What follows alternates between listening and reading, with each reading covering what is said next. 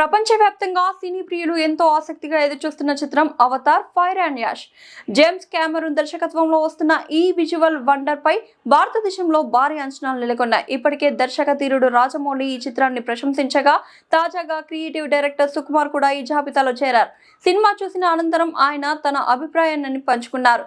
Avatar Fire and ash ఒక absolute block buster అని సుకుమార్ కొనియాడారు. ఈ చిత్రంలో కేవలం కళ్ళు చెదిరే విజువల్స్ మాత్రమే కాకుండా ప్రేక్షకులను కట్టుపడేసే బలమైన భావోద్వేగాలు కూడా ఉన్నాయని ఆయన వివరించారు.